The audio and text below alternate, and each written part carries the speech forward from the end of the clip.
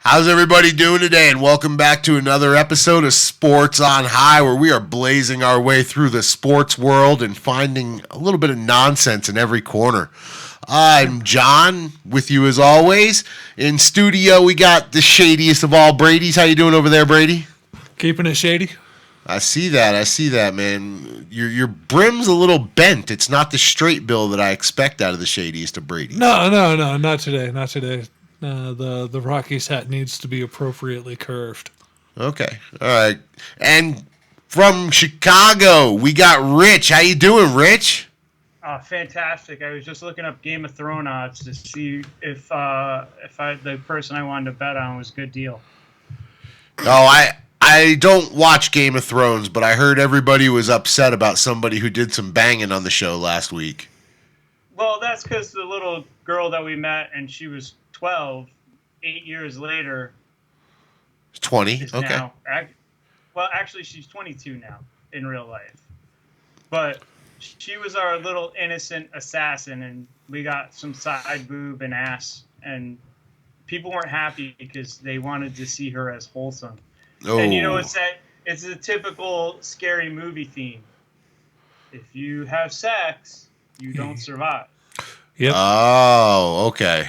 So I think maybe, I don't think they said it like that, but I think subconsciously that's where everybody's going. And I think that we somehow seem to forget the rules that we all learned in Scream, that never say I'll be right back, can't have sex, and you can't drink. And she was drinking and banging. So all she has to do is tell her little boyfriend there that she'll be right back, and that's a wrap. That's kind of sad because she is one of the more entertaining characters in that story. If they end up killing her off, that would piss off a lot of their fans. Is. I don't know if you could call her wholesome because her whole storyline is soaked in blood and revenge. Her whole storyline, she's got a list of people she wants to kill, and she went to train to be a faceless assassin. Yep. She's my favorite. Yeah, she literally has a prayer that she says every night that is the list of motherfuckers that she's going to kill. Wow, how funny is it that the country can deal with a 12-year-old bathed in blood, but the minute a 20-year-old has some sex, everybody's freaking out about it. That is kind of funny. Yeah. That's America for you. Way to go, America. John, I just want you to know, by not watching Game of Thrones, you're going to be deported to Canada. As someone with a Stanley Cup tattoo on my arm, I welcome the challenge, eh? You're going to have to go to Canada. Dude, Canada would love John. Yeah, Canada would love John. Well, most people love John. Yeah. But Canada especially. I think they love weed out there, and I think they love hockey, and everybody's polite. From what I understand, after they legalized weed, the country ran out of weed because so many people were smoking it and buying it from the stores. Yeah, that's amazing. They literally ran out of weed. I'm pretty sure in Canada you have to ask permission to send a dick pic. Do you mind if I send a dick pic, eh? What is a dick pic all about? Would you like a dick pic? No? Okay, I appreciate it. Okay. Sorry to bother. Sorry to bother you. All right, now that we've pissed off 2/3 of Canada, no. Maybe we should move on. Such a cheap shot to start the show, too. Does Quebec still have a hockey team, eh? Are the Nordiques still there? Nah, the Nordique, they're down in Colorado winning playoff series, beating the Calgary Flames. Damn right they are. Yeah, so Calgary, as Barry Melrose might say. No, how about too bad for any Canadian team in the playoffs? I believe the Winnipeg Jets were eliminated. I don't think so. I think the Jets are still in it. I believe the Leafs are about to go. The Leafs are losing to the Bruins as we're speaking. The Calgary Flames have been eliminated. Yeah, hold on. Let me adjust my schedule here to tomorrow. Dallas beat Nashville, Vegas, San Jose. It's over. I think Winnipeg won. I think Winnipeg is on to the second round. All right. Well, we're definitely going to get there and get that right eventually. I keep trying to load the schedule, but it keeps giving me pop-ups. I don't understand. Why can't we get the Jets and the Sharks? That'd be the most American thing to fuck with the Canadians. The Jets lost to the St. Louis Blues. Wow. So they were winning that series the last time I looked. The hopes and dreams of Canada right now rest on the Toronto Maple Leafs, who are losing 5-1. No, the game is over. The game is over. 5-1. They must have just ended. So, and the tears are streaming in Canada. The tears are streaming in Canada as the last Canadian NHL team has been eliminated from playoff contention. Yep, all in the first round. I think it freezes by the time it hits the nose area on their cheek. Yeah, I think it leaves the eye, rolls an inch or so down the face, and then freezes into place before it gets down to like the base of the nose. Now, see, I would think it would turn into like sleet and go ahead and fall to the ground and add to the snowfall. No, I think they freeze in place. And it looks like that's like the Canadian version of the thug tattoo with the eye drops. Is like they'll have those little frozen tears, little tiny pieces of frostbite on their cheek. Yeah, and that'll be from their tears of unfathomed sadness, as Eric Cartman would say, at the loss of their hockey team. As Canadian hockey players, are they required by law to thank the other team for kicking their ass when they lose a game or a series? Yeah, in hockey, when you finish a playoff series, you go shake the hand of your opponent. Yeah. And, I mean, no matter how contentious that series was, you shake the hands of those guys. Yeah, you skate over there and you shake everyone's hand on the other team. So we hear a lot of thank you, thank you, thank you, thank you, thank you. I think it's a lot more of good luck, go get them. Good luck, go get them. Good luck, go get them. Good series. Good game, boys. Good series. Great effort. Good series. Fucking like nobody's talking trash in the handshake line. That's not polite enough for Canadians. They probably have to like give them gifts and shower them with praise. Are we saying there's like a Derek Jeter style gift basket handed out? The Canadians are required to send gift baskets after they lose. So the other interesting thing to talk about in the NHL playoffs is how about these wild cards?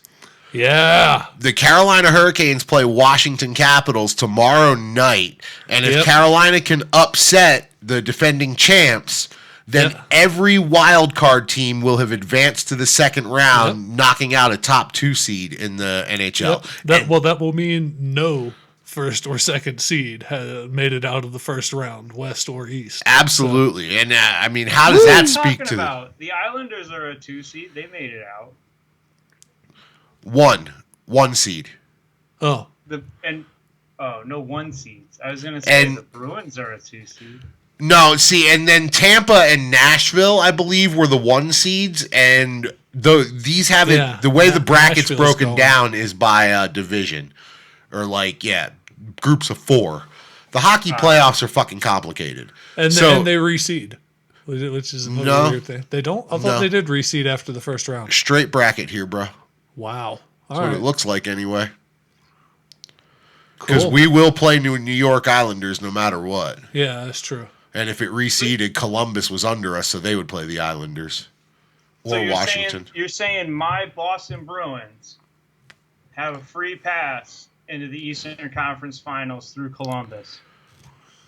You say that, but I mean, Columbus bounced Tampa Bay like they were bitches, and that's like a 62-63 win team? Yeah, but the one thing you're going to have to watch out for with both Columbus and the Islanders is both of these guys finish their series quick with sweeps. They've been sitting there. Right, they've been sitting there. Any momentum they had built up. And hockey, you can carry momentum game to game. Oh, that's very true. So the playoffs in hockey are very much a momentum, who's hot situation. Right, so Carolina or Washington going into New York, they're going to have legs that have been used recently and not over-rested. They're not going to need to take a period to get their game legs back, So there could be a little bit of an advantage to those teams that are still playing right now.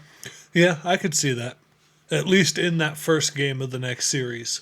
Yeah. By game 2, you would expect that the team that was sitting on their ass is back in it. Refresh, but it still has Boston and Toronto tied. just admit it. My pick of the Boston Bruins to get us one step closer to the Boston Grand Slam is looking pretty goddamn good right now. I like it, and unless they have to play Carolina, it's got my full support. Yeah, But up until they have to play Carolina in the Eastern Conference Finals, yeah, go Bruins, sure. yeah, I'm just saying, at that $100 at that 40,000, looking pretty good. yeah. I wonder what that's down to now. You said we can't look that up while games are going on, right? Yeah, it won't. It'll be out, later. Okay. Boston Celtics went ahead and swept, and the Bruins pulled theirs out in 7. So both teams advance into the second round. Yeah. Yeah, let's talk about these Celtics. Yeah. Why is everybody hating on the Celtics? What did they ever do? What did they do to upset everybody? No, they played a little inconsistent this season. Yeah. That's it? That's all you got? Is that because everybody thinks Kyrie's a dick? No, that's exactly what it is. And that's the same reason nobody likes OKC, and it's the same reason nobody likes Golden State. Because Durant's a dick, and Westbrook's a dick, and Kyrie's a dick. But wait a minute, Steph and Clay aren't dicks. Yeah, but the problem is... Draymond's a dick. Boogie's a dick. Yeah, and when you had Steph and Clay there, you were kind of hiding how big of a dick that Draymond was. Now you got Draymond and Boogie and Durant all on the same team. It's like, god damn, that's like damn near a bang bus porn. I mean that's a lot of dicks. They did get Nick Young and JaVale McGee rings. This is true. A dick move too. Yeah, that's true. For JaVale McGee to be able to say he has a championship ring is definitely a dick move. I mean, JaVale McGee's got a ring, and that dude's a wizard. I know. That's an anomaly in itself, right? Do you remember all the fucking JaVale McGee when he was in Washington, and all ESPN did was show amazing JaVale McGee highlights? No, but I remember fucking Shaq and a fool basically spending an entire season making fun of JaVale McGee. That's why that dude's a wizard. This guy's fantastic. No kidding. So, speaking of Shaq, where was this? Oh, geez. I had a note to pull up here. Oh, yeah. Shaq's saving Papa John's. Oh, Papa is John's, Shaq the new Papa John's? Pizza. The racist pizza. They're going to hire Shaq to be their spokesman? So, yeah, tell me more about this. No. Shaq bought in. Shaq basically bought all of Peyton Manning's bullshit. And Shaq now owns like 30 Papa John's in Atlanta. And it has entered into a partnership. I wouldn't be surprised if Shaq's got a seat on the board. So all of a sudden, Papa John's no longer racist pizza.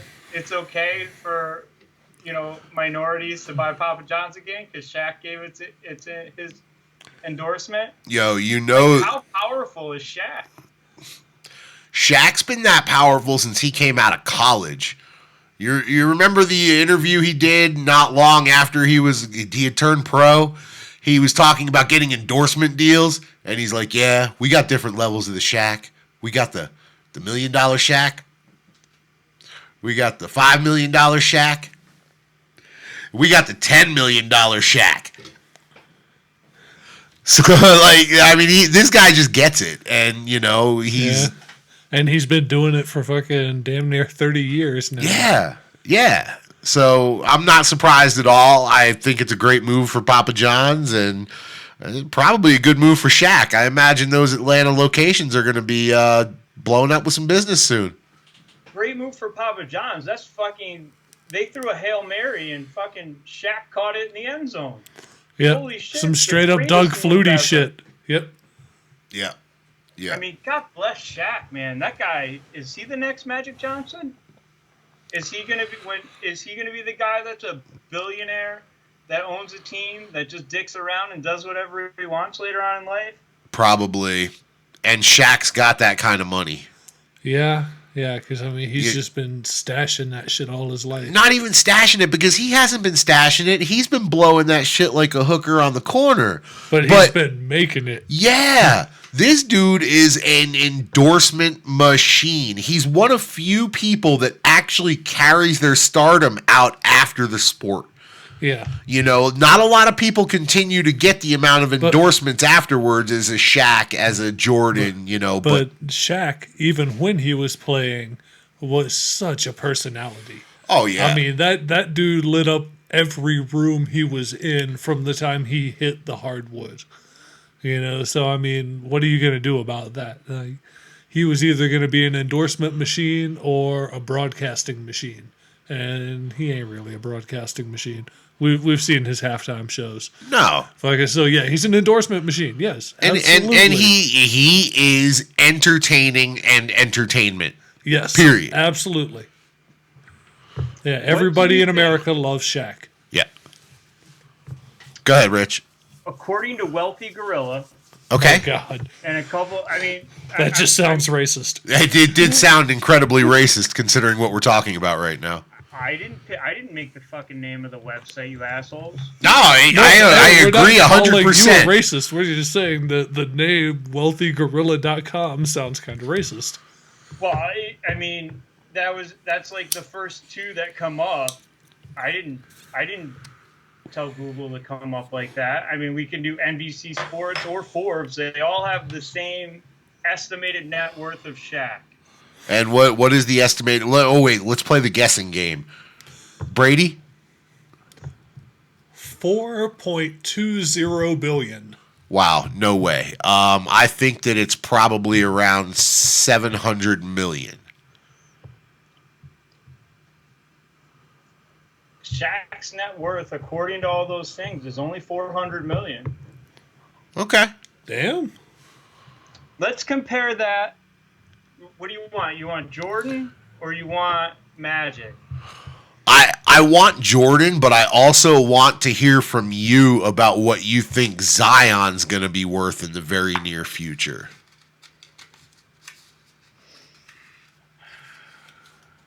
I mean, Zion will make $100 million in his first 5 years. $100 million in his first 5? Yes. As a player. Oh, as a player, he gets whatever the contract is. But are we counting endorsements or not? Yeah, no, I want to know endorsements and everything. I mean, he'll sign. LeBron signed $1 billion lifetime contract with Nike. Yeah, and I bet Zion's going to be higher than that. I mean, to put into some context, Magic Johnson's supposedly only worth $650 million. Seems low. That does seem low, but I don't think so. I think that's a testament to what Magic's been able to do with some money, because Shaq probably was able to earn more in both endorsements and salary during his career because he played at a time when salaries were higher. So that's true. Magic Johnson didn't get the paychecks that Magic did. Shaq made an estimated $700 million during his playing time. Is that just on playing contracts, or is that everything? I believe that was contracts. Yeah, so that doesn't even put that into perspective. If he made that many millions of dollars playing, and then let's say he made the same in endorsements, that dude's pissed away through some money. No, Shaq made $292 million. Okay. Yeah. In contracts. All right, so then that number was for everything. Yeah. Only two players have made more on court than Shaq. LeBron? Nope.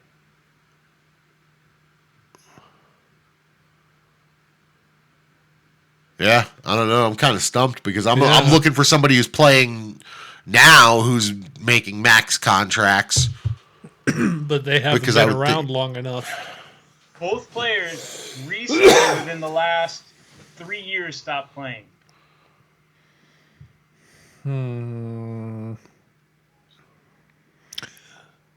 Thrilling radio here, folks. Yeah. One was his teammate. Kobe? Kobe. Okay, that makes sense. Kevin Garnett.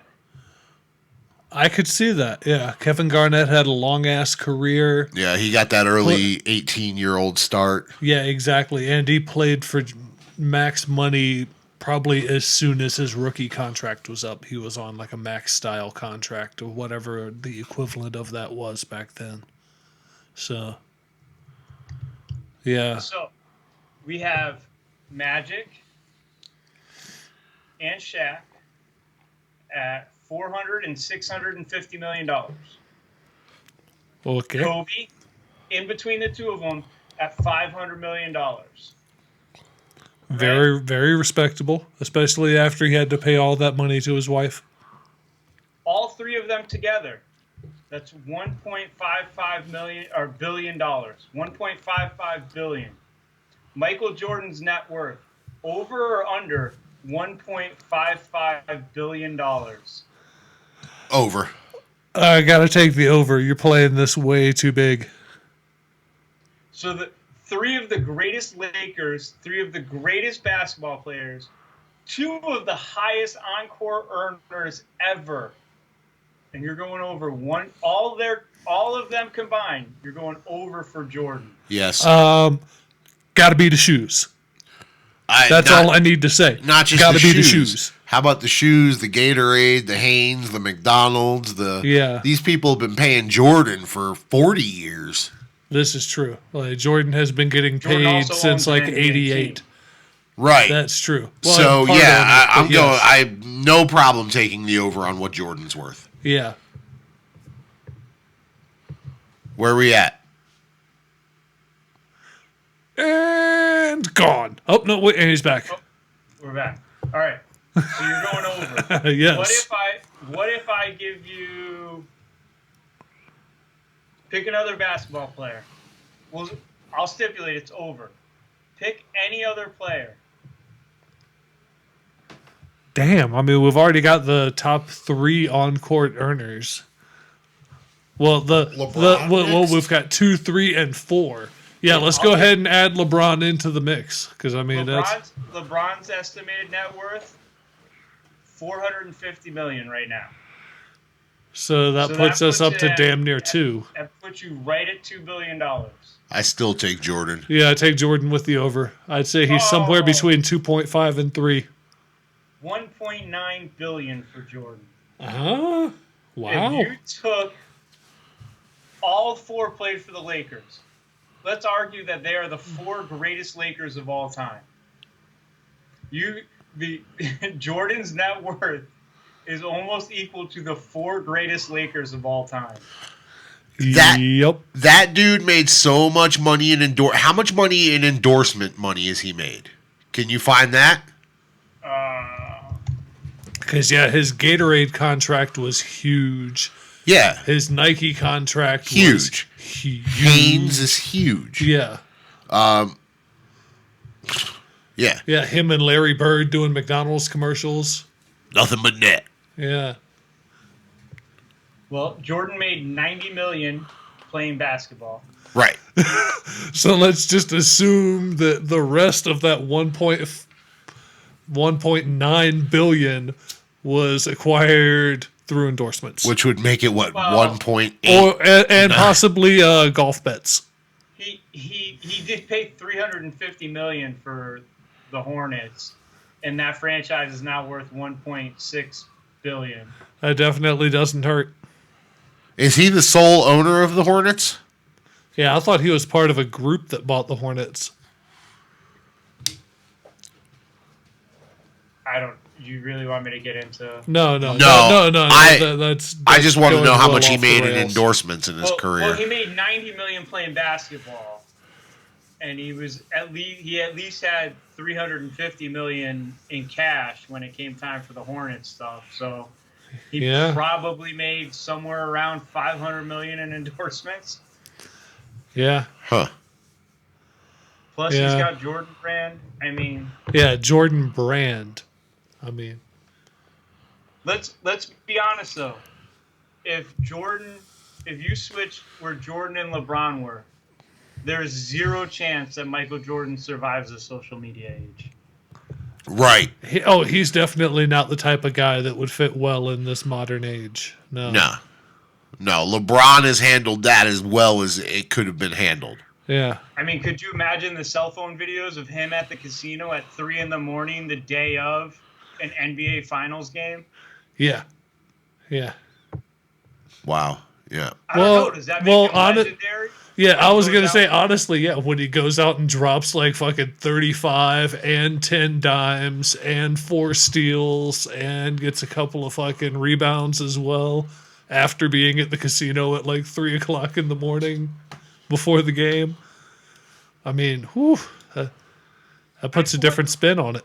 Let me ask you this. How come we don't see more videos of these guys fucking up before games and after games? Like, that's impressive. I do think that the people have gotten, and here's the other thing about that. It wasn't just the social media thing that's changed this. You've seen the movie 61, right? Yeah. So one thing I took away from that movie, watching it when it came out, was holy crap. The media used to enable these guys. The media used to protect these guys. Whereas now they're out to get these guys and get the story. They're not out to protect Mickey Mantle drinking and driving. You know, they're going to take a cell phone video of Mickey drinking and driving or, report on that and then instead of trying to protect him. Get paid off of it. Yeah, but here's a crazy thing. So, like in baseball, for some reason, they're still protecting. They're protecting all those old players. Right. Everything right up to Bonds and McGuire. They protect everybody else, and they throw all the new generation under the bus. Like, I don't understand. Like, I saw the other day, for some reason, they were talking about the Necro brothers. How many innings they pitched. Those guys were fucking cheaters. They were thrown out of so many games for cheating. Oh, yeah, They're for in the Hall fucking of Fame. greasing balls and fucking Sandpaper, nail files. And like, god damn, man, those were some greasy dudes. They were like the guy in Major League. You know, the one that's got like, oh, yeah, the old guy that's under your nose and you got snot in the ball and a little Vicks over here. It's like, that was the middle reliever in that, right? Yeah. No, he was like the crafty old starter. Okay, yeah. Like, so all those guys are all okay, but other guys not okay. Yes, they are. And now we're bastardizing every young player that wants to flip his bat, so now it's okay to throw a baseball at the guy. Like, are they sitting at Little League games yelling at little kids to not flip bats? Are they telling the 7-year-old pitcher to throw at a kid if he disrespects him at the plate? I feel like that kind of aggression starts at, high school level. I don't know, though, because you've got to think, when you get to that age where you're actually going to start, like high school and college age, where you may have to actually start doing research on opposing players. And if you actually see at that age some of these players in some of these Japanese leagues and some of these South American and Central American leagues and some of the fun they have. Yeah. Why would you ever think that's a bad thing at that point? How can you watch the joy that they have in their baseball and think that that's a bad thing? And all you really need to do to see the joy that they have in the baseball is watch the World Baseball Classic and watch the fans. Yeah. They are almost soccer-like at these baseball games. Yeah, they're singing, they're dancing, there's motherfuckers down front like leading cheers. It's great. The pitchers in those games aren't throwing at batters. No, they're not. Right. Yeah. So this is only an MLB problem. Yeah, it is. It is literally an MLB problem. There's those fucking unwritten rules of the game that they need to get rid of. This is an old white guy problem. Yep. And old white guys need to get the fuck out of the sport. Like, we should just cleanse the entire sport. All the old baseball writers, everybody. We should just say, you guys are no longer welcome. All the Buster Posey types need to get the fuck out. We need more Bryce Harper and less Buster Posey. Just say, you know what? You guys all suck. You're out. Nope. All of them. I'm sorry. Vin Scully. every manager, Terry Francona, all of them, love them all. They were great. Remember them all in my childhood. I still remember where I was listening to Vin Scully call the Kirk Gibson home run. You're done. Your way of thinking's done. And if you can't let fucking kids flip bats and have some fun and show off, like, good Lord.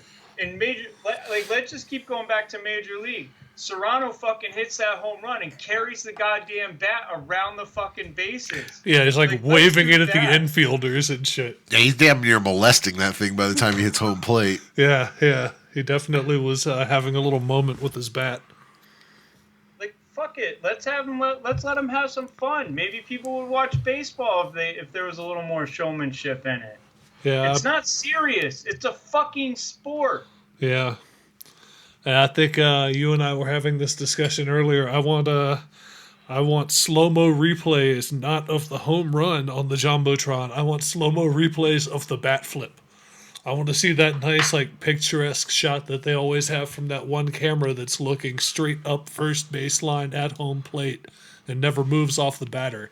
And you see the batter in that picturesque post-home run stance, gazing out at the ball as it flies into the stands, and you see the bat cartwheeling through the air behind him, maybe even bouncing off the ground and cartwheeling again. Yeah, that would make baseball enjoyable. They should have a second screen experience on that you can go to, and it should be each dugout and each bullpen throughout the game, so we can see the fucking nonsense that the pitchers are doing in the bullpen in the middle of the third inning when they're not getting in the game and they're just out there fucking off. We should get to see that. And we should get to see behind the dugout where they all go to fucking dick around in the back and watch fucking horse racing and whatever shit they bet on. Like, let's get to know our guys. Let's have some fun with them. Yeah, absolutely. Baseball definitely needs more fun, and just like we talked about with Don Cherry, it is time to get some of that old curmudgeon-y, too good for it attitude out of the sport. Yeah, it's a fucking sport. Enjoy it. Yeah. By the way, fun fact, Charlie Sheen was throwing 85 miles an hour on that movie set. Oh, yeah, Jesus. that was in Indian Stadium, whatever it was called at the time, and they literally let the fans know at the end of the Indians game. It was like, hey, if you guys want to stick around and be in a movie that we're going to shoot here out on the field, fucking with Charlie Sheen and all these other guys, fucking please feel free to stick around. And basically all the people stayed after the baseball game so that they could shoot the movie with fans in the seats. Bitch, they filmed that in Milwaukee. That was in Milwaukee? Yes. Oh. See, I didn't look that far into it. I just heard they told the fans to stick around after the game. So it was after a Brewers game, I guess? No, it was in some stadium it was just in a regular stadium in Milwaukee, like the AAA team or some shit. Huh. And they just moved people around. All right, interesting. Do some research. Get your shit together, Brady, goddammit. Know your movie trivia, bitch. No. He said no. You might as well be in charge of Darren Ravel's Twitter account with dumbass shit like that. Wow, that's a perfect segue to our next segment. Yep. That, Rich, we're going to have to keep this short, but what idiotic shit did Darren Ravel do this week? Well, Darren Ravel was involved with a large controversy on Twitter where he took a shot at the LSU women's, I believe it was gymnastics team, and they hung a banner up. They had a billboard put up in Baton Rouge that said, congratulations on being runners up for the national gymnastics. And Ravel took a picture of it, put it up on Twitter, and said, we're congratulating people for second place now. And Twitter lit him up like nothing else in this world about what a fucking schmuck he is. Yeah, good. If you go to the national championships and come in second, you at least deserve a fucking pat on the back and a good fucking job. You made it to the goddamn national championships. And then somebody reposted something from Darren Ravel's Twitter account where he ran in the Chicago Marathon last year, came in like 29,000th place, and had his fucking sneakers gold-plated and put in a box and put a picture up of it. And so people roasted him for that dumb shit. Good. Oh, wow. He's just such a fucking schmuck and a hypocrite, and it's his whole shtick of I'm a goofy guy and here's my hot take on everything is just, it's getting to be fucking absurd. Like, he's got no original thoughts. I'm growing very tired of him taking, and he shouldn't be taking shots at anybody. Has anybody seen him? Jesus Christ. Talk about the epitome of white privilege. Yeah. He went to fucking Northwestern. He's on that bullshit bandwagon. Oh, yeah. That's definitely the face of... Punch me. I'm thinking miscellaneous douche number 3 from the left at the bar in the country club. You know, after a round of golf. Like, that's that douche that's, like, sitting there talking about his 9-iron to someone who doesn't give a shit with a drink in his hand. That's that guy. I mean, he literally, his last 3 tweets were Bruins beat Leafs in 7. Leafs fall in Garden. Nets down 31 entering the 4th quarter.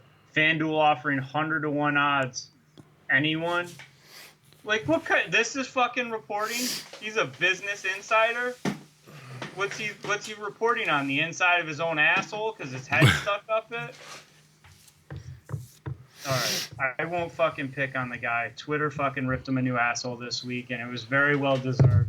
And by the way, if that guy could either have been a priest or an altar boy, and I would fucking expect the same picture. Yeah. Yeah, he definitely has that I've been touched, so I'm touching look. You know, he posted this week about another topic. Like, he's posting the picture of Tiger, you know, the billboard that puts up somebody gets a tiger tattoo on their leg. And like, he's not even asking or talking about the real story. Like, is this really a Tiger redemption story? Like, there's no bigger Tiger fan than me. I am ride or die. I love Tiger. I love that he's a flawed individual. I love that he's overcome his own demons. But this isn't a fucking redemption story. This is a story of a guy that won a fucking golf tournament. It doesn't excuse his actions as a human being. It's not automatic forgiveness. Like, what the fuck did he do to earn our fucking redemption? He's still banging one of his back 9 biddies. Like, I mean, do we not think that he's not fucking strutting around his hotel room in just his green jacket with a harem of ladies up there? I hope to God that he is. Yeah, I would hope there's like a slip and slide like into his bed, and there's just like a line of women going down the slip and slide, like into Tiger's bed as he's laying there with nothing but this green jacket on. But where's the introspective piece on what does redemption mean and what do we expect in this country? Like, is that all we have to do is be good at sports and then everything we do is forgiven? Yeah, have you not been paying attention lately?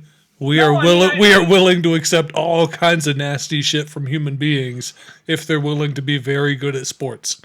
I understand that Kobe allegedly raped a white girl in the butt in Colorado and is now the poster boy for Disney's ESPN. Yep. But I mean, I still don't understand. I don't get it. Like, that's all we have to do is win at sports? Well, then guess what? Fucking give me all the HGH, the steroids, whatever you need. I'll take all the criticism that comes with it. If that's what makes me a great person, fucking shoot me in the ass with all your steroids. I'll be the best fucking athlete there is. Like, but we want to be mad at these guys for doing steroids when that's all they have to do for redemption in life? I don't get it. What the fuck is wrong with everybody? And the vast majority of the people using the beefroids weren't even the ones looking for redemption. They were the ones that were just trying to stay on the team and trying to stay healthy and fucking good enough to be relevant on the team and keep earning their paychecks. Yeah, for every dude that was doing it to hit home runs, there was a dude that was doing it to throw a strike past the guy hitting. doing it to hit home runs. Yeah. I'll As ask well the as question. 3 bench players who were just trying to stay on the bench. Yeah. I'll ask the question that nobody's ever asked and nobody's ever wanted to ask. Do you think Tiger's never taken anything? Oh, when his back was fucked up, I guarantee you he took anything. Yeah, before when he that? was away from golf. How about before that, when he was fucking shredded and doing fucking Navy SEAL workouts with the Navy SEALs? Nobody thinks that he was fucking juicing to the tits then? I don't want to think that, but it's entirely I would possible. assume the PGA has some sort of drug testing regimen in place, but For then what? again, Have when you that seen one John person Daly? gets that much fame, well, yeah, but Daly's are you never worried about popped for John Daly? anything. Yeah, exactly. John Daly's not going to fucking pop positive for anything other than Coors Light and Marlboro. Oh yeah, because John Daly wasn't taking a few. His caddy didn't have a little glass mirror in his back pocket. Oh, or thumbs I'm on the sure. fucking A turn. little pick me up, you know. Yeah, There was no never- mirror there. There was just a key and a baggie, and it was like, hold on, Yeah. I gotta go stand over here next to my caddy for a minute, and all right. Let's get back to this. Yeah, we've all seen Phil Mickelson and his hair in the early 2000s. You're telling me that dude wasn't hanging out with some New York stockbrokers? Get the fuck out of here. It was, yeah. Testing on the PGA Tour. How about this? When was the last time an NBA player was tested for that shit? You tell me that those motherfuckers, nobody there's taking anything? Get the fuck out of here. For roids, I gotta think that the NBA for the alleged protection of for the physical protection, because it's supposed to be bad for your body. Like, that's the one thing they always tout about it. It's they're destroying their bodies. I've never read anything about it, so I don't know if it's true or not. But that's the big thing is steroids destroy bodies. So Does Lance Armstrong look like he's destroyed? No. I don't That know. guy fucking beat Nobody cancer. gives a shit about Lance Armstrong after they found out he did everything on roids. Yeah, but that was a pretty good point. He did beat cancer. Yeah, for sure. And kudos to him for beating cancer. I mean, he's not the only one out there beating cancer. He's just the only one out there riding a bicycle 18 hours a day on beef roids while beating cancer. All the more reason, like, everybody in the Tour de France is doing that shit. You're telling me the NBA, nobody in the NBA is doing it. It's the clean sport. Nobody's fucking taking shit in there. Have you seen those motherfuckers? They are fucking insane. They're not even human. They're all fucking aliens.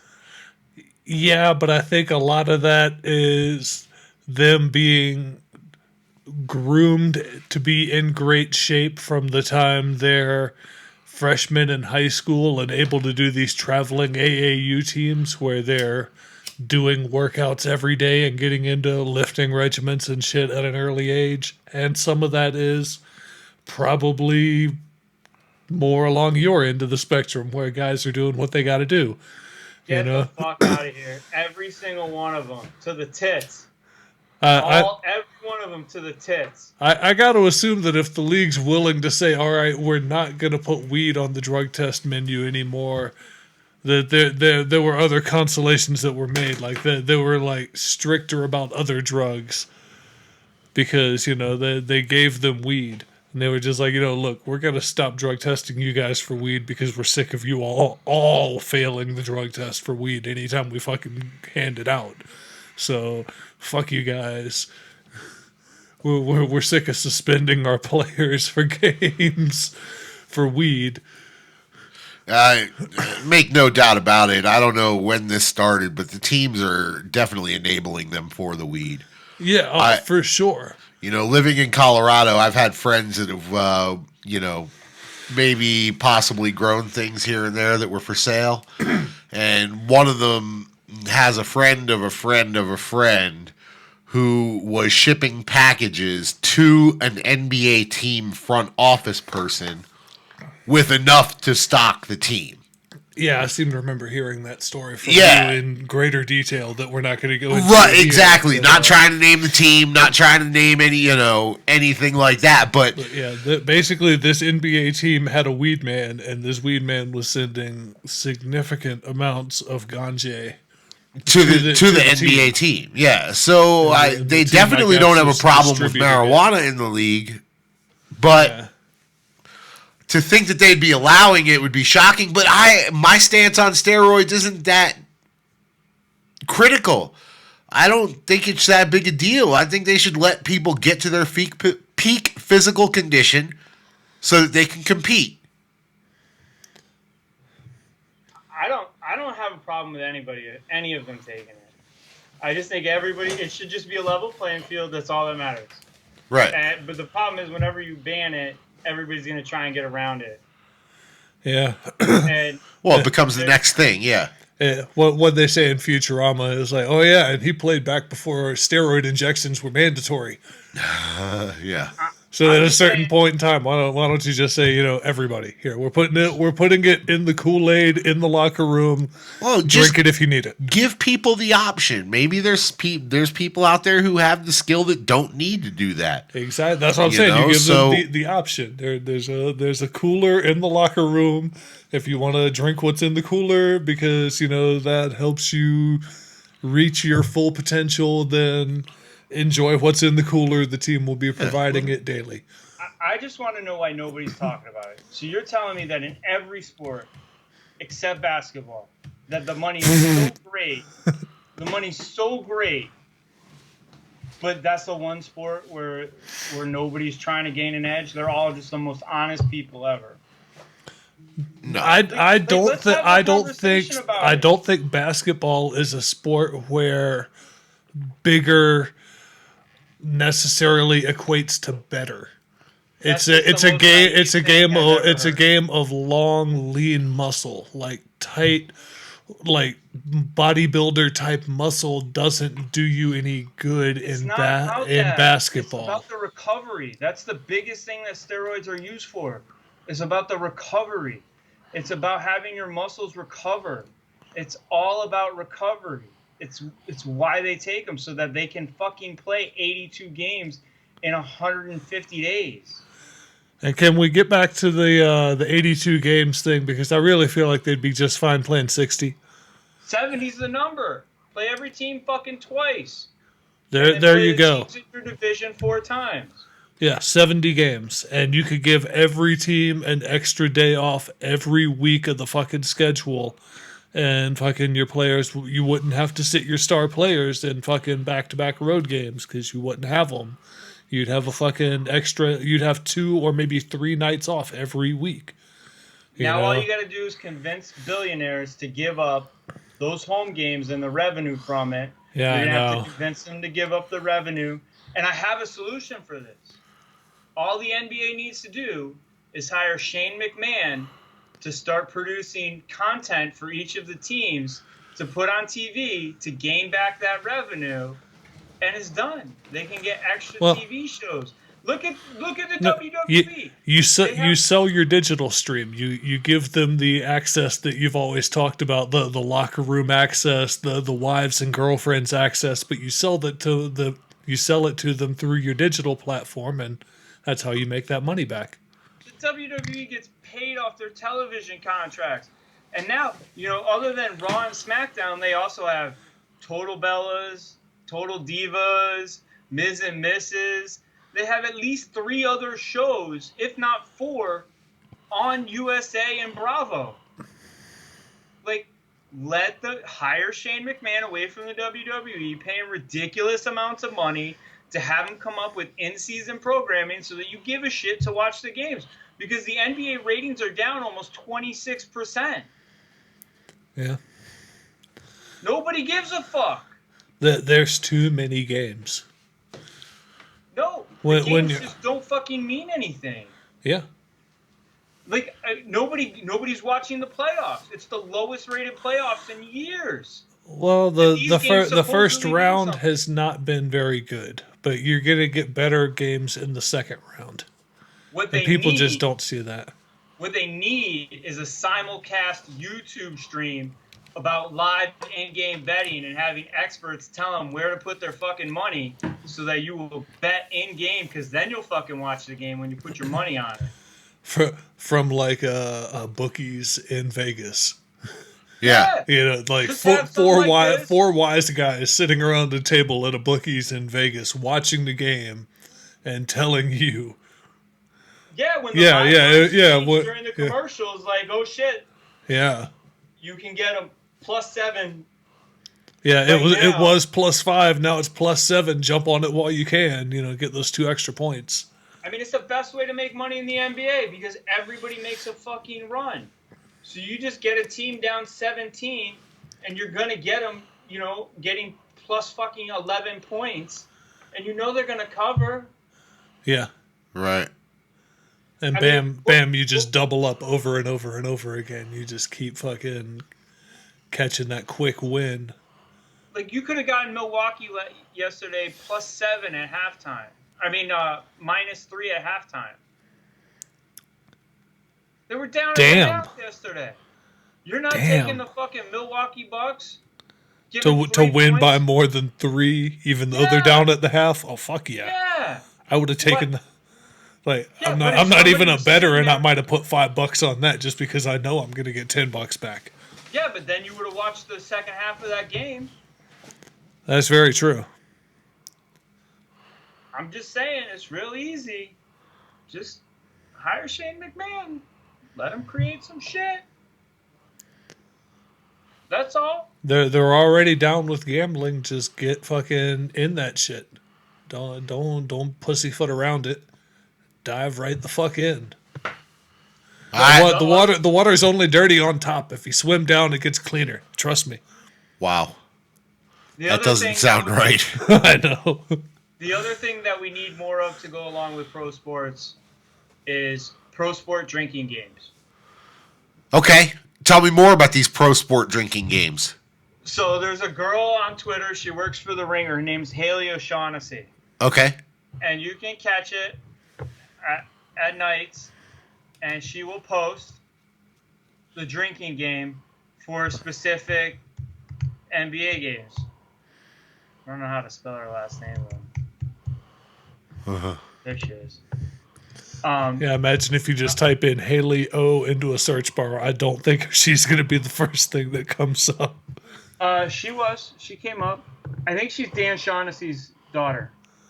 Oh, shit. Let's see. Trying to find one of her. I don't think she tweets them from the Twitter account but they're pretty fun. Here you go. So Warriors Clippers Game 3 drinking game. Doc Rivers a gape face. 3+ straight minutes are of quote unquote are the Golden State Warriors okay talk. A Steph circus shot. Lure Montrezl Harrell. I don't know what PNR is. Big Shamit makes a big shot, or Katie loses his shit on somebody. Anytime any one of those things happen, you drink. It's fucking great. Sounds like you would be fucking hammered by the end of the first half. And could we substitute weed for this? Like, could we do a dab every time? Yeah. Sounds like I would be drooling down the front of my shirt by the end of the first half. Yeah, we got be watching the game.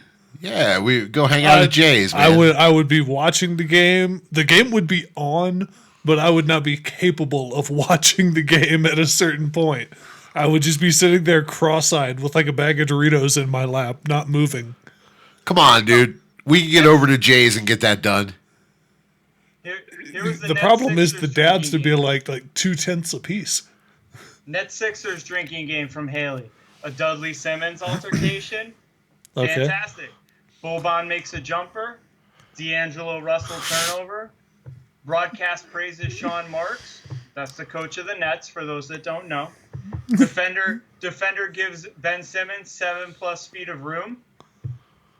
Or Jimmy Butler brings the ball up as the point guard.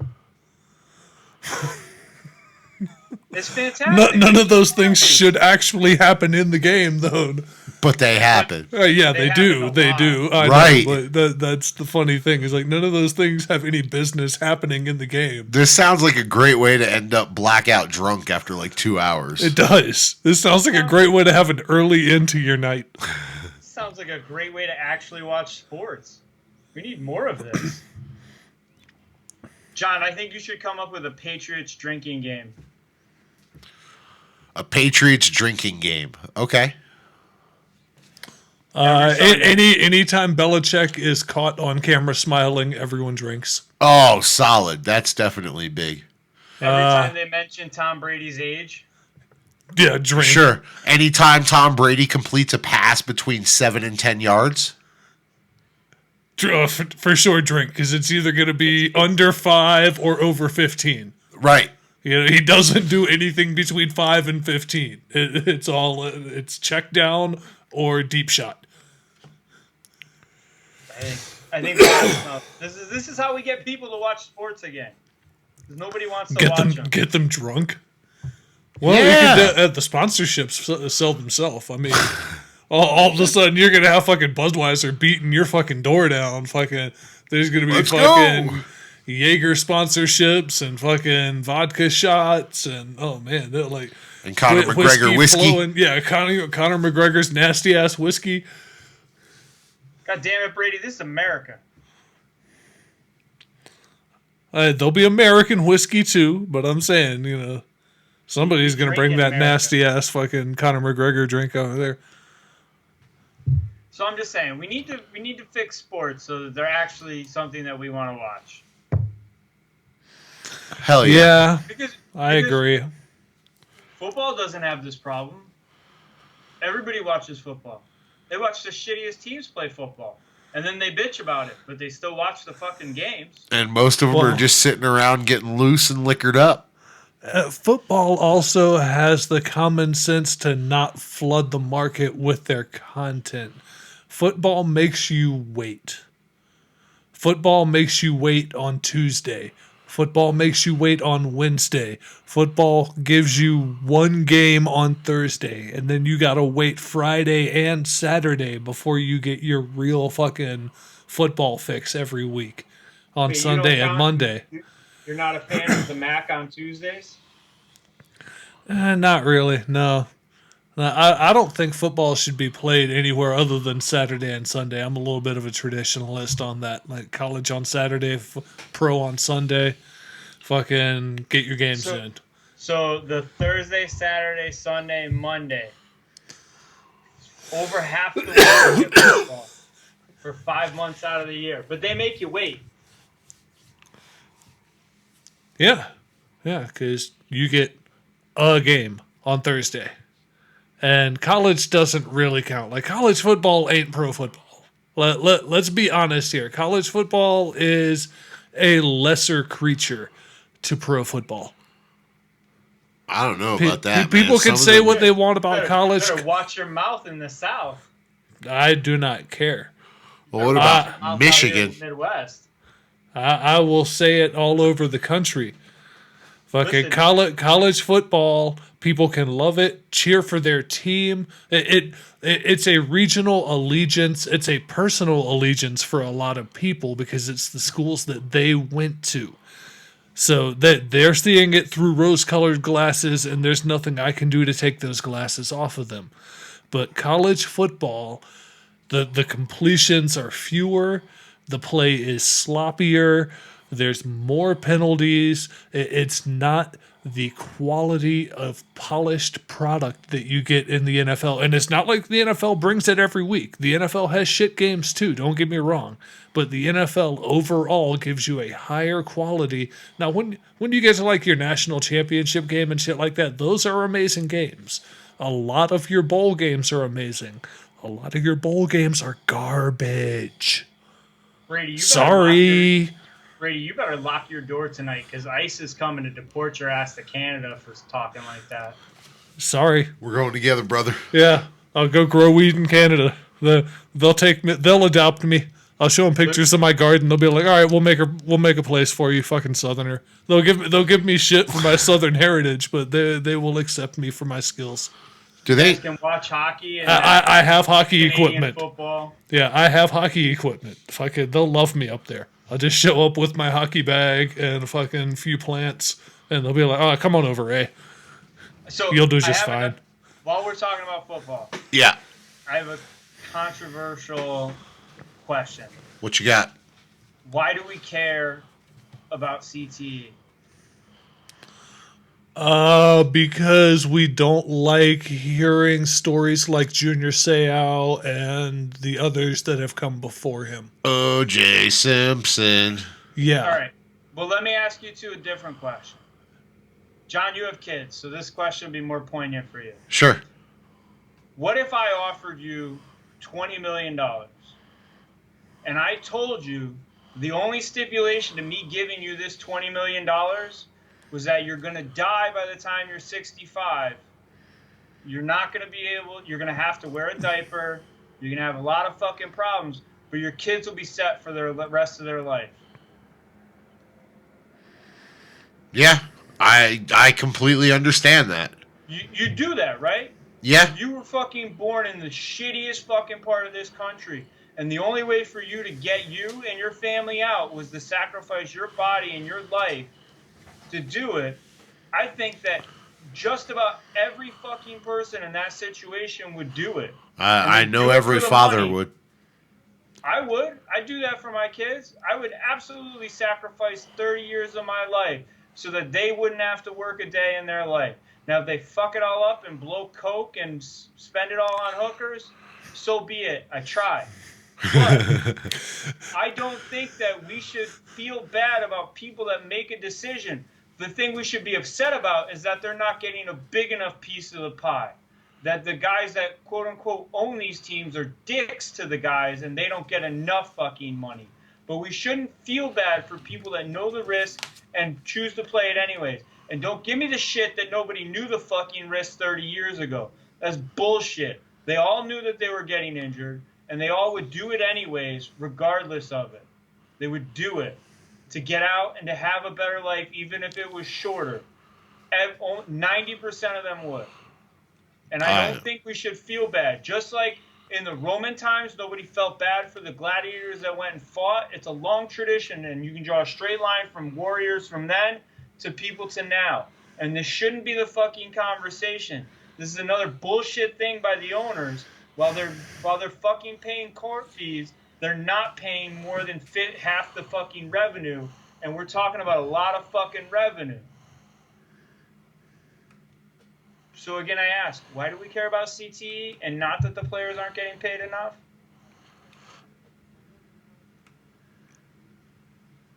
Yeah. It's a legit question. I mean, but nobody does like to see these O.J. Simpson type situations. Nobody likes to see that, and CTE is definitely taking it on the chin for that. But we love to watch football in this country.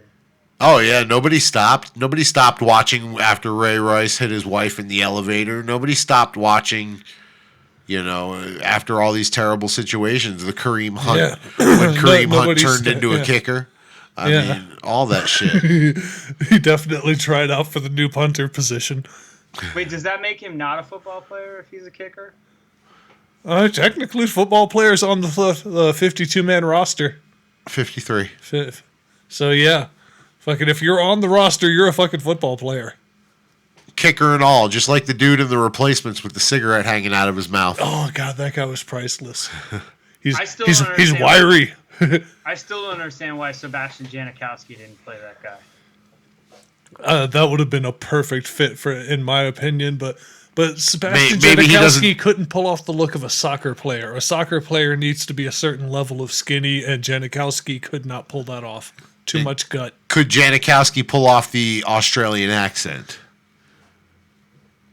Are we sure he's not? Maybe. Huh. I just found for our flashback of the day here. Oh boy! Quite possibly the funniest picture of the day. The Williams Mike Ditka press conference with Mike Ditka in the dreadlock wig. Just for those who don't remember, back in the days of 1999, when Mike Ditka sold his soul and the entire New Orleans Saints draft to get the stickiest of the Icky Rickies onto his team. I read that article. It absolutely is 100% why you should always trade down in the draft. Yeah.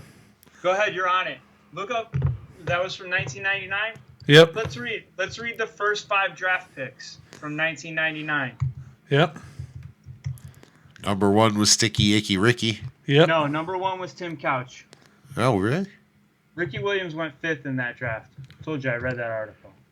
Ah, Number 1 in that draft was Tim Couch to the Cleveland Browns.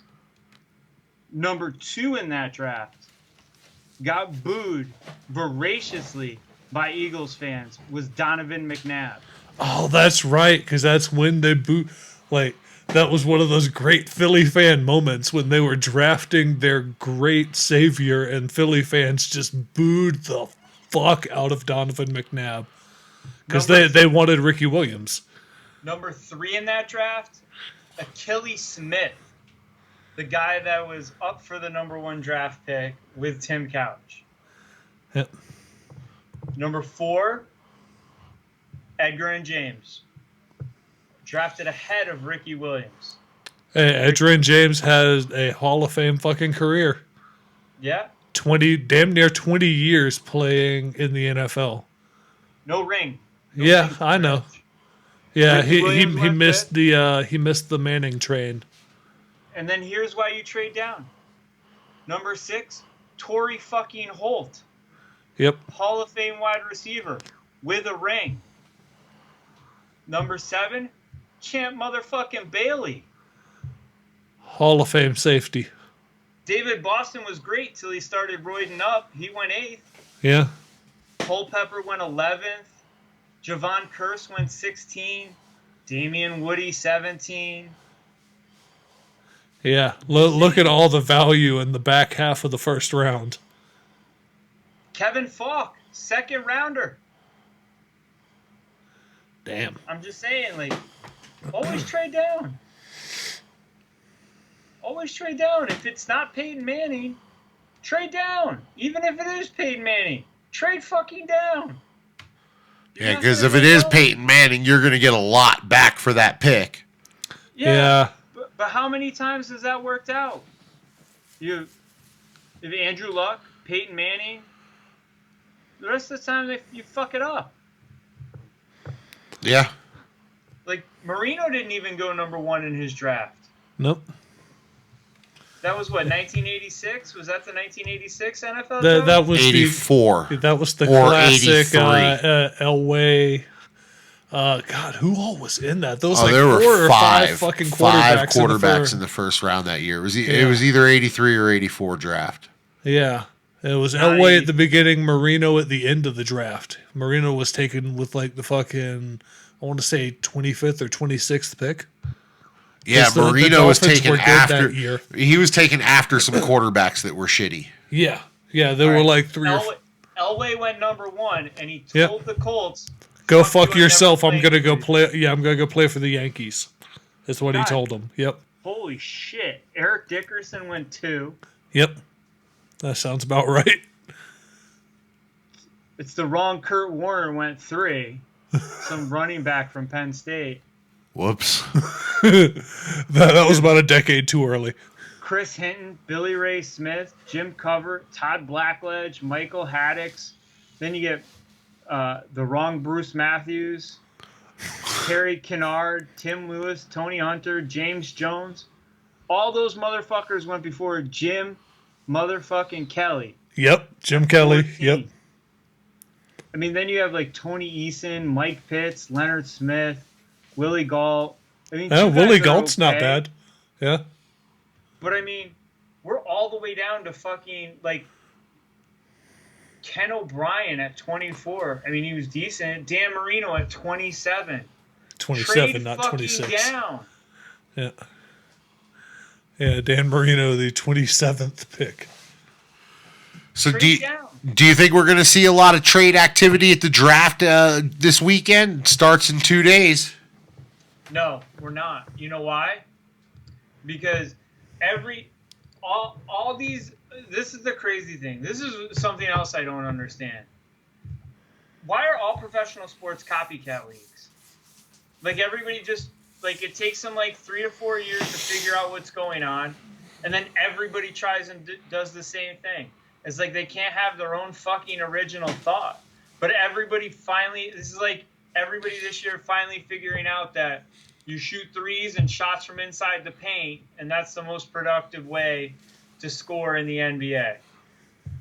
Great. We figured out the math. Everybody's figured out that you don't fucking trade up. It's not worth it. It's about trading back and having more shots.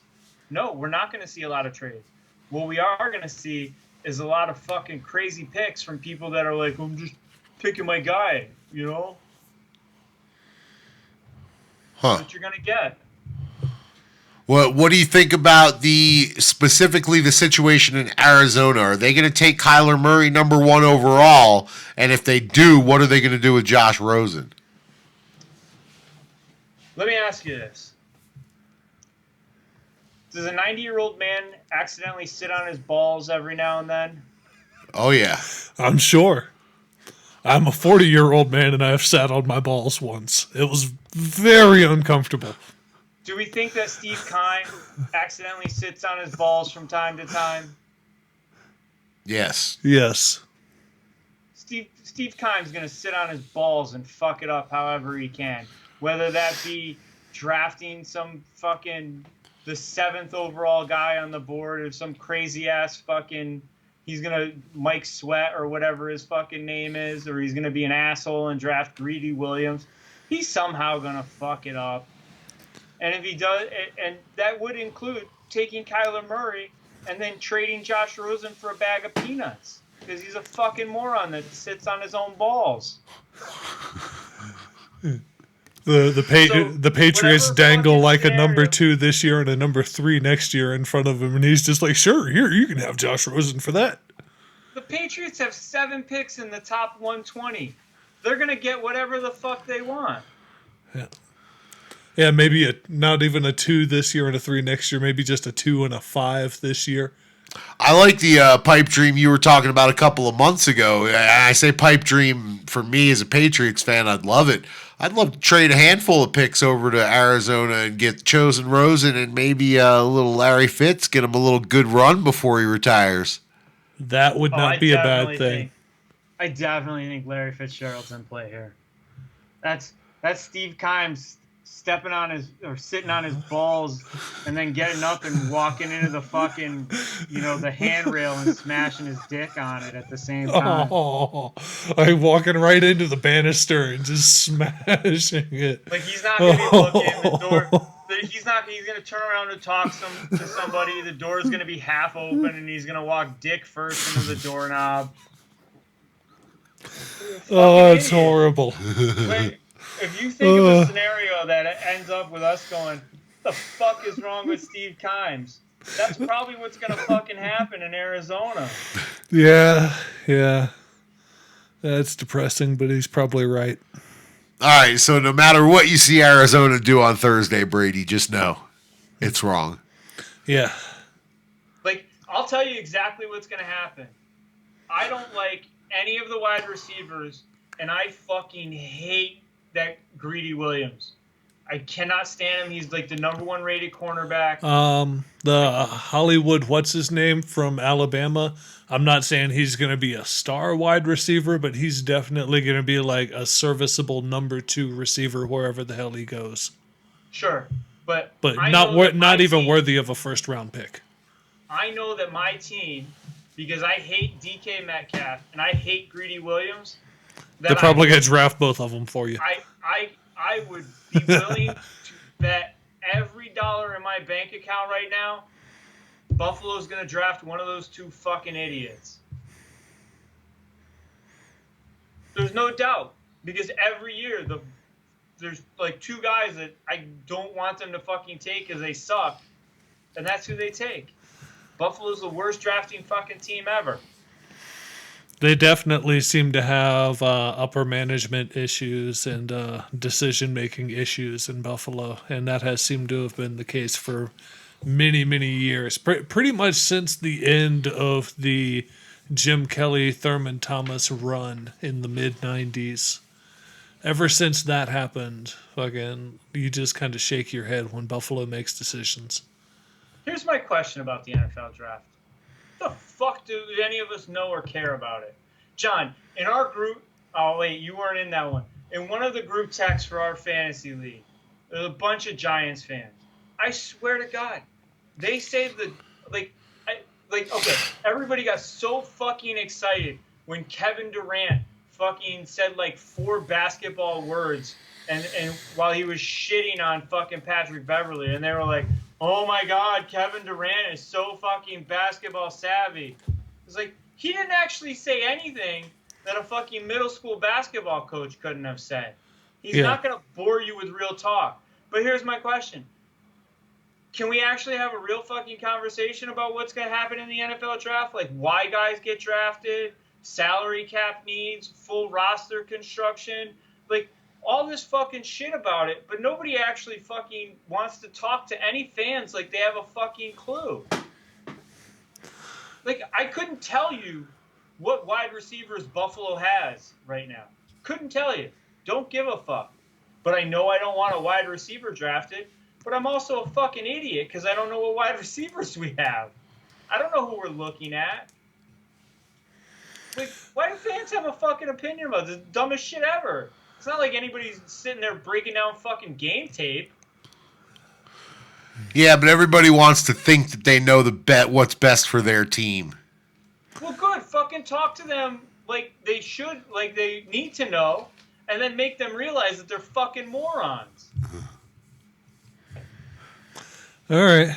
Well, we're fucking morons. Guess so. Yeah. With that being said, and the Nuggets are up 11 points at the half. Woohoo! Yeah, give me the Spurs plus whatever. Here, let's see. What's the halftime line? Let's get a little action going, because I got the Spurs 53-42 right now on an unrefreshed screen.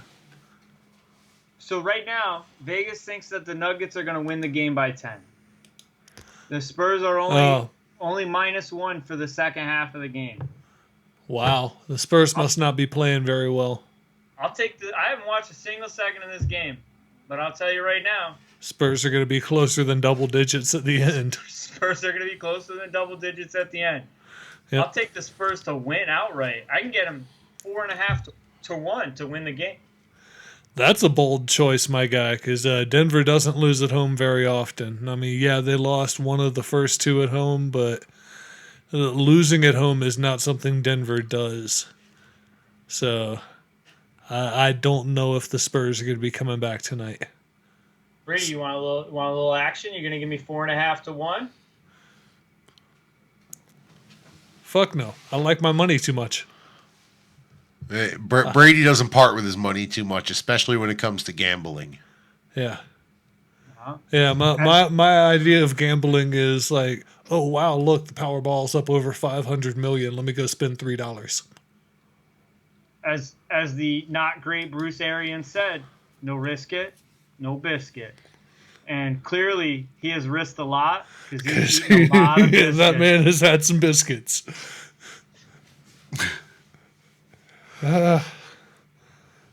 Wow.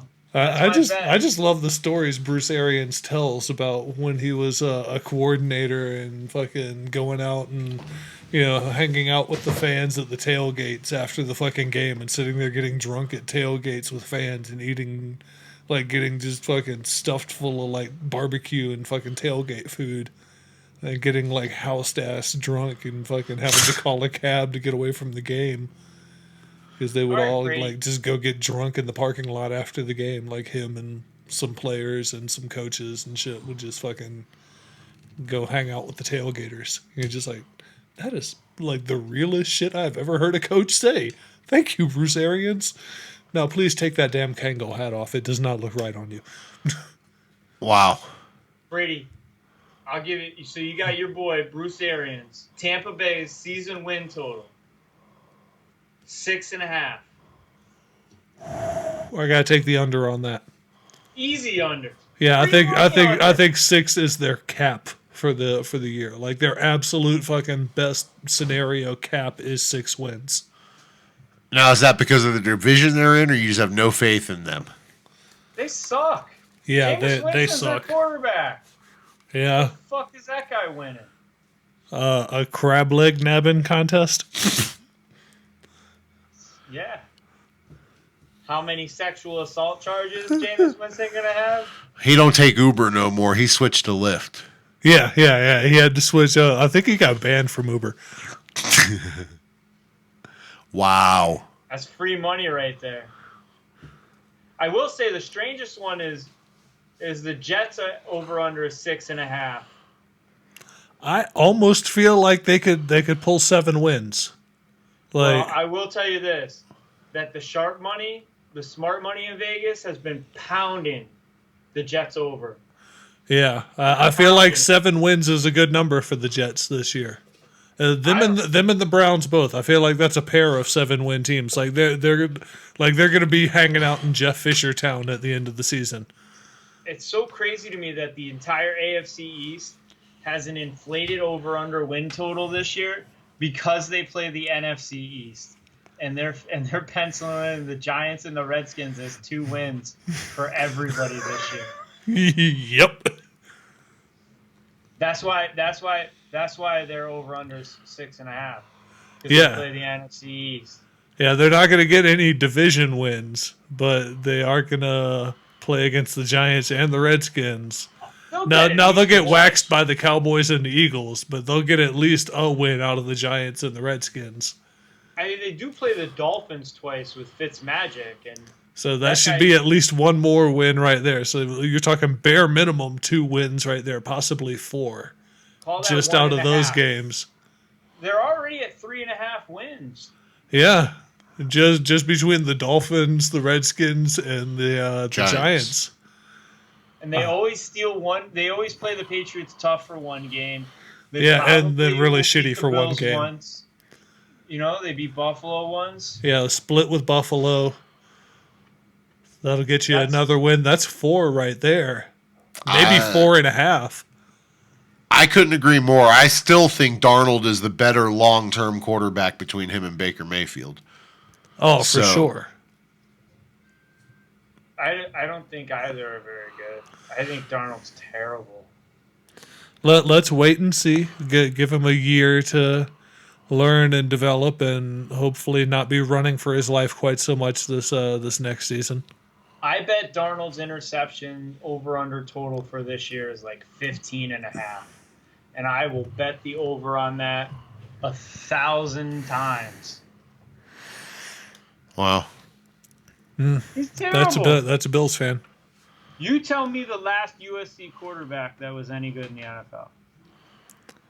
Mark Sanchez took the Jets to the AFC Championship game one time.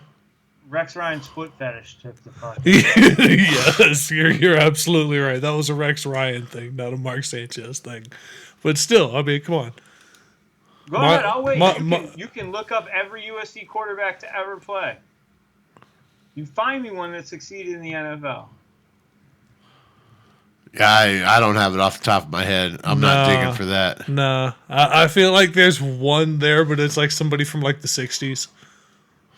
It's going to be like Bart Starr or somebody like that went to UFC. I want to know how the Jaguars are projected to win 8 games. Really? Who are they beating? Yeah, I would be pounding the under on that in a because they're in a division big with Indianapolis and Houston, right? Yeah, in Tennessee. In Tennessee, yeah, that's a tough division. That's 4 to 5 losses right there. Bam. Wow. Well, you're branding them as terrible then, huh? Terrible. Yeah. I don't think the Jags showed me nothing last year. I mean, is Fournette even situated at this point? Do we know, is he still on the Jags? Has he moved away? No, he's still on the Jags. He still has the confidence of the team. He had a little issue recently where he got arrested for driving on a revoked license. The coach said that was no big deal. I guess the coach got arrested at some point during his career for driving on a revoked license. So coach was just like, I've been there. Yeah, pretty much is how that turned out. So and Tom Coughlin has put out his confidence in Leonard Fournette also. All right. So my last question, and then we'll get out of here for the night. What you got, Rich? I think this is a very important question. Who weighs more when they show up at training camp? The Leonard Fournette or Nope. Zeke Elliott plus 13 pounds? Ooh. Zeke getting 13 pounds. See, this is kind of not fair because I've seen a picture of Ezekiel Elliott recently. I and believe I shared that with you, right? Have You did. you seen Leonard Fournette? No. Has he gone the way of the cheeseburger also? Has he gone the Eddie Lacy route? Because I'm here to tell you, Ezekiel Elliott is loving life this offseason. So he's not going to have his midriff showing? Not Probably not not. At the beginning of the season, He's got a for little sure. muffin top going right now.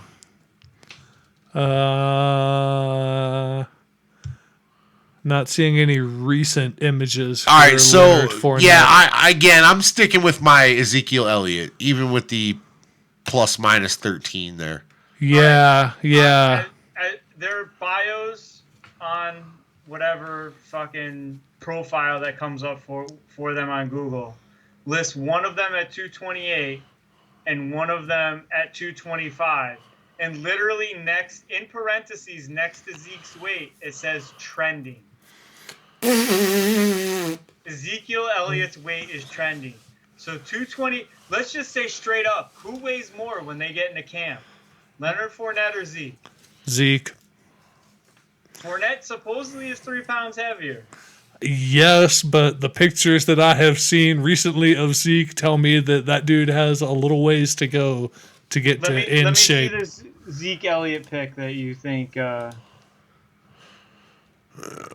see. See if That's that's just below a bad that pick up a 'cause little it's bit. taken from below. You can't get a good shot from below. That's why every Von Miller doesn't look fat. That's why every larger lady takes her picture from way up here.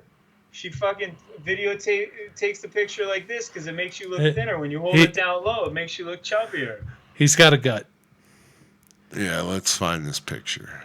Because the picture made it plainly obvious that he has not been doing any real conditioning this off season. Like we're not calling it a tire. Good God. But he's a little round around the middle. Like where there used to be a 6-pack, there is no longer a 6-pack. Like my boy is working on the party ball. Like there's no longer a 6-pack there. That's a party keg. And he's growing the fat guy beard to hide the double chin. Yeah. He had that last year. Yeah, he did have a beard last year. I know. I'm just trying to feed the fire. Yeah. And I mean, those could be pecs, or those could be a little bit of man booby kind of starting up there. It's hard to tell. Maybe he's got a superhero costume on underneath that because he's got to go to a kid's birthday party afterwards. Nah, man, ain't no superhero costumes fitting under short sleeves and shorts. Maybe he's got a bunch of jelly jars stuffed in the front of his pants from tossing all that salad. I mean, how do we know? You know. I'm just saying, Leonard Fournette showed up at 240 pounds last year. Okay, then Zeke's definitely showing up heavier than that. Yeah, Zeke looks like he's a solid 250 right now. Now, trending towards 225, I don't know. Maybe he was 260 and he got on a diet last week and he's already 10 pounds lighter. I don't know. Truth. You know, maybe he's already, trimming down from what that picture was when it was taken and he looks better now. I don't know. But is Zeke Zion fat? Are we calling Zeke Zion fat? He's chubby. Is Zion chubby? Zion's a little chubby. Oh. But Zion's 280 pounds. Zion's still like kid chubby. Yeah, but he's like a brick shithouse. Yeah, he's fucking like 6'7" and like 4 feet wide. Right, it's not like he's rolling around out there with beer gut or anything. Yeah. Pull up a picture of Zion. He definitely doesn't have a 6-pack. No, that is very much for sure. No, but he's what, 19 years old? 18. Like he hasn't even turned 19 yet. Well, talk to me when Zion's 23 and dominating the NBA. Yeah. I'm just saying, it was a big controversy this year. Watch, just type on, is Zion fat? Okay, let's see. Is Zion fat? This is riveting radio. Yeah, for sure. Top prospect, Zion Williamson would be the second heaviest prospect ever. Second heaviest player in the NBA. What, behind Shaq? Behind Boban. Oh, yeah. Boban's a big dude. 7'3", 290. Yeah. Jesus He's 6'7", Christ. 285. Yeah. He's a linebacker. All right, so if this is a good article, somewhere in here they'll have a picture of Zion looking fat. No, not really seeing anything with him looking fat. No. Sorry. All right, How so about click on images. That's what I got you. Dude. Settle down, Rich. Okay, there, maybe? And that's his McDonald's All-American game. That's before he even went to Duke. Right. So that's an old pick. Is he hiding Zeke Elliott under that thing? No, get the fuck out of here. Look at that one. Ripped! It's not real! Clearly it is. He is emanating a great green glow because he is angry like Hulk. Yes. Asshole. All right, well, that should pretty much wrap up our nonsense for the evening. let's wrap this up. Brady, what did you learn today? It pains me to say this, but it kind of sucks to be the Yankees right now. They have 13 players on their disabled list, 6 of whom were opening day starters. Yeah, 10 pounds of fuck 'em on that. I don't give a shit. Yes, as a Mets fan, I completely understand your fuck 'em for the Yankees. And I completely understand Rich's fuck 'em for the Yankees. I've just never developed that hatred as a human being. Well, then you're not a human being. You're dead inside. And, Rich, how about you? What did you learn today? I learned that Gronk dates a school teacher. A hot Girl he teacher. met at church? I don't know. Gronk is hot for teacher, yes. Gronk is the everyman. Gronk is everything we've ever wanted in an athlete, and I don't understand why we don't celebrate Gronk more. There should be a Gronk national holiday. I just like, how is he not? How would you celebrate Gronk's day? You definitely have to do a lot of drinking. I think every Well, party would for it a be Gronk like celebration Red should Bull take and place on a vodka cruise ship. fountains? Yeah, First, you got to be on a cruise ship. cruise ship. Yeah, Or cruise beach. ship. You can Yeah. only be in one of 2 places to celebrate Gronk Day. You're only allowed to wear 2 articles of clothing. And that does include shoes. Yes. Shoes would definitely be one of your 2 articles of clothing should you choose to wear them.